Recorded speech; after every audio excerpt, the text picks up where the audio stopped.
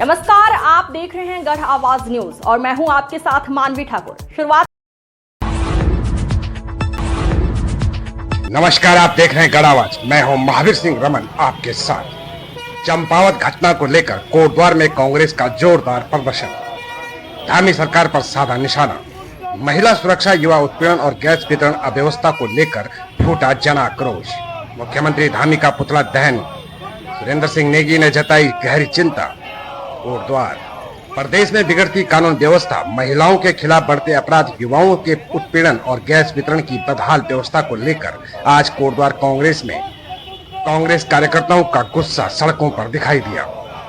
महानगर कांग्रेस अध्यक्ष श्रीमती मीना बछवाण के नेतृत्व में झंडा चौक पर प्रदेश सरकार के खिलाफ जोरदार प्रदर्शन किया गया तथा मुख्यमंत्री पुष्कर सिंह धामी का पुतला दहन कर सरकार के खिलाफ जमकर नारेबाजी की गई।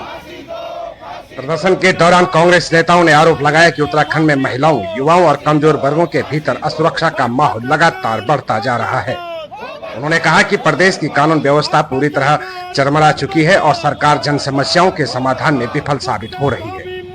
पूर्व कैबिनेट मंत्री सुरेंद्र सिंह नेगी ने अपने संदेश में चंपावत की नाबालिग से सामूहिक दुष्कर्म की घटना को बेहद दुर्भाग्यपूर्ण और शर्मनाक बताते हुए दोषियों पर कठोर कार्रवाई की मांग की है। वहीं रैतपुर सतपुली के युवक की आत्महत्या मामले को लेकर उन्होंने कहा कि यदि किसी युवा को प्रशासनिक प्रताड़ना के कारण अपनी जान गंवानी पड़े तो यह शासन प्रशासन की गंभीर विफलता है और इसकी निष्पक्ष जांच होनी चाहिए। गैस वितरण अव्यवस्था पर भी उन्होंने सरकार को घेरते हुए कहा कि यदि प्रशासन संवेदनशीलता और बेहतर प्रबंधन के साथ काम करें तो महिलाओं को घंटों धूप में लाइन लगाकर गैस सिलेंडर लेने की मजबूरी नहीं झेलनी पड़ेगी। कांग्रेस नेताओं ने अंकिता भंडारी प्रकरण का भी उल्लेख करते हुए कहा कि प्रदेश की जनता आज भी पूर्ण न्याय की प्रतीक्षा कर रही है। वक्ताओं ने कहा कि महिलाओं की असुरक्षा केवल भाषणों से नहीं बल्कि ठोस कार्रवाई से सुनिश्चित होगी। प्रदर्शन के दौरान स्थानीय जनता ने भी अपनी नाराजगी जताते हुए कहा कि यदि पूर्व कैबिनेट मंत्री सुरेंद्र सिंह नेगी आज कोटद्वार का प्रतिनिधित्व कर रहे होते तो महिलाओं को गैस सिलेंडर के लिए लंबी कतारों में खड़ा नहीं होना पड़ता और जनता की समस्याओं का समाधान प्राथमिकता के साथ किया जाता। महानगर कांग्रेस अध्यक्ष मीना बछवाण ने कहा कि सरकार जनता की मूलभूत समस्याओं को लेकर पूरी तरह संवेदनहीन बनी हुई है। यदि जल्द प्रभावी कदम नहीं उठाए गए तो कांग्रेस आंदोलन को प्रदेश भर में और तेज करेगी। इस अवसर पर कांग्रेस के कई वरिष्ठ पदाधिकारी, महिला कांग्रेस, युवा कांग्रेस, एनएसयूआई एवं बड़ी संख्या में कार्यकर्ता मौजूद रहे।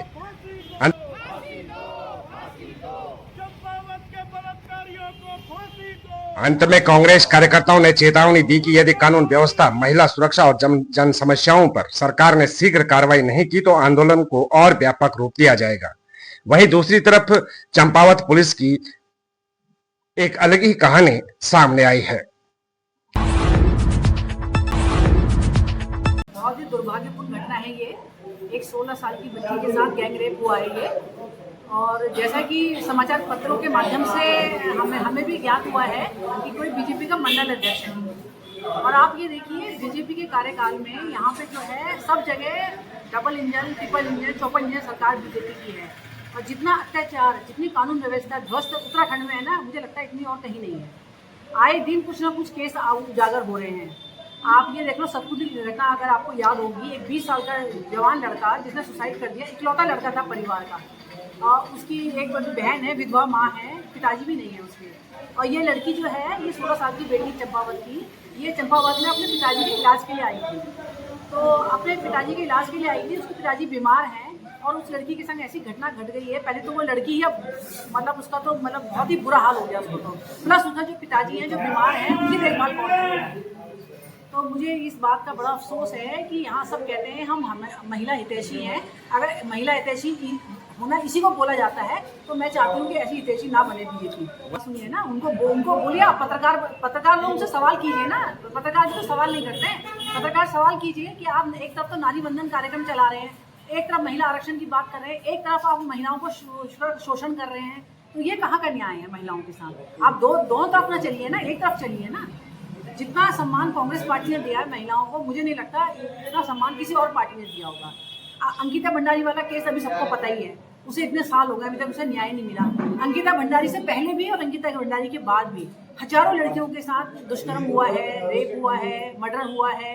उनका शोषण हुआ है, लेकिन किसी ने भी अभी तक किसी भी महिला को न्याय नहीं मिला है। आप ये बताइए ना, आप अगर आंकड़े देखेंगे तो किसी आंकड़े के हिसाब से आप बताइए किस महिला को अभी तक न्याय मिला है। आप बताइए ना, आंकड़े बताइए हमें कि किसको न्याय मिला है। बस कुछ दिन तक इसकी समाचार पत्रों के माध्यम से आएगी न्यूज़ कि भाई ये हो गया वो हो गया, और उसके बाद सब भूल जाएंगे, फिर क्योंकि नया केस आ जाएगा, फिर नई घटना घट जाएगी तो पुरानी घटना को सब भूल जाते हैं। इसीलिए अभी तक किसी भी महिला को न्याय नहीं मिला। हम इसके बहुत खिलाफ है। अगर इस बेटी को न्याय नहीं मिला तो कांग्रेस सड़कों पे आएगी। हमारी पूरी कांग्रेस पार्टी, महिलाएं, पुरुष और पूरी कांग्रेस पार्टी सड़कों में आकर इस बेटी के न्याय की उम्मीद के लिए पूरा संघर्ष करेगी। धन्यवाद। कल जनपद चंपावत के कोतवाली चंपावत क्षेत्र अंतर्गत एक विभत्स घटना की जानकारी हमें प्राप्त हुई, जिस पर तत्काल संज्ञान लेते हुए पीड़िता के पिता की तहरीर के आधार पर हमारे द्वारा अभियोग पंजीकरण की कार्रवाई की गई। अभियोग पंजीकरण करने के उपरांत हमारे द्वारा मौके का मुआयना करते हुए घटनास्थल पर RFSL रुद्रपुर की टीम को बुलाया गया। वह वहां पर वैज्ञानिक तौर पर साक्ष्य संकलन की कार्रवाई की गई। साथ ही जिला चिकित्सालय ले जाकर पीड़िता का मेडिकल परीक्षण कराया गया। वह मेडिकल परीक्षण के बारे में जो भी हमारी रिपोर्ट में आया है उसके बारे में CMO साहब आपको ब्रीफ करेंगे। इसके अतिरिक्त हमारे द्वारा जो टेक्निकल व मैनुअल इनपुट्स गैदर करने के लिए क्षेत्राधिकारी चंपावत के पर्यवेक्षण में 10 सदस्यीय SID टीम का गठन किया गया। इस टीम को सभी प्रकार के साक्ष्य एकत्रित करने के लिए हमारे द्वारा क्षेत्र में मामूर किया गया था। इसके अलावा जो पूरा घटनाक्रम जो हुआ है उसके संबंध में हमारे द्वारा टेक्निकल, मैनुअल, CCTV फुटेज इत्यादि साक्ष्यों का जब संग्रहण किया गया तो जो घटना वर्णित की गई थी उसमें भिन्नता पाई गई। पीड़िता के बयान, वह जो उसके साथ जो साक्षी थे उनके बयान और जो टेक्निकल इनपुट थे, इन सभी में विरोधाभास जब देखा गया तो हमारे द्वारा पूरे प्रकरण को लेकर के उसका रूट चार्ट बनाया गया, जिसमें घटना की सत्यता को लेकर के सवाल व संदेह खड़े हुए। हमारे द्वारा सभी साक्ष्यों का पिरोते हुए एक रूट चार्ट तैयार किया गया। वह घटना में वर्णित तथ्यों का जब उसमें हमारा एनालिसिस किया गया तो ये जानकारी संज्ञान में आई कि घटना जिस प्रकार से वर्णित की गई वह वैसा होना नहीं पाया गया। पीड़िता से जब इस संबंध में पुनः बात की गई और उसके संबंध में उनसे जब विचारण किया गया तो पीड़िता द्वारा यह स्पष्ट किया गया, वह एक्सेप्ट भी किया गया कि जो घटना जिस प्रकार से वर्णित की गई वह घटना उस प्रकार से होना नहीं पाई गई है।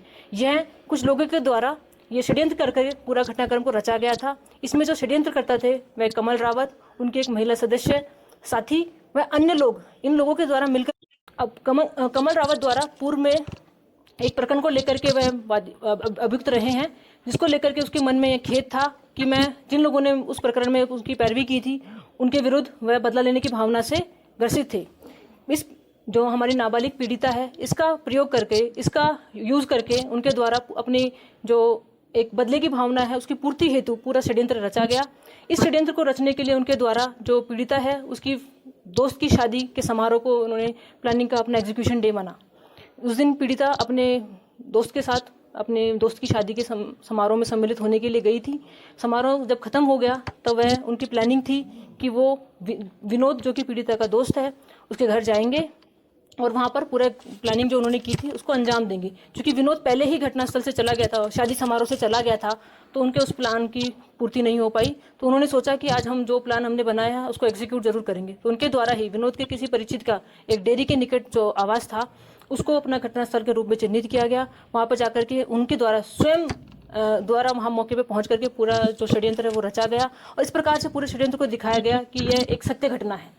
जबकि जिन व्यक्तियों के नाम तहरीर में नामजद किए गए हैं उन व्यक्तियों की मौजूदगी ना ही तो टेक्निकल आधार पर, ना ही जो स्वतंत्र साक्षी हैं उनके आधार पर उसकी पुष्टि हो पाई है। उनकी मौजूदगी अन्यत्र कहीं पाई गई, घटनास्थल के निकट भी उनकी मौजूदगी नहीं पाई गई। तो इस पूरे प्रकरण में जो मास्टरमाइंड था वह कमल रावत, उनके महिला मित्र व उनके साथी थे, जिन्होंने पीड़िता का उपयोग करते हुए, उसका यूज करते हुए उसको झूठा प्रलोभन यह दिया गया कि उसके जो बीमार पिता है उनका उपचार करा जाएगा, उसको आर्थिक रूप से उसको मदद की जाएगी। इस प्रलोभन और झांसे के चलते उसके द्वारा पीड़िता का यूज करते हुए अपने उद्देश्य की पूर्ति हेतु पूरे इस स्वांग को रचा गया और एक नाबालिग का यूज करते हुए उन्होंने नाबालिग के साथ इस प्रकार की विभत्स घटना कारित की जो शर्मनाक है, शर्मसार है। और मैं अंत में यही कहना चाहूंगी कि ये दुष्कर्म नहीं षड्यंत्र था, इसका भांडाफोड़ हमारे द्वारा किया गया है और जिन लोगों ने भी ये पूरा दुष्कर्म रचा है, षड्यंत्र रचा है, उसके खिलाफ सुसंगत धाराओं में वैधानिक कार्रवाई अमल में लाई जाएगी।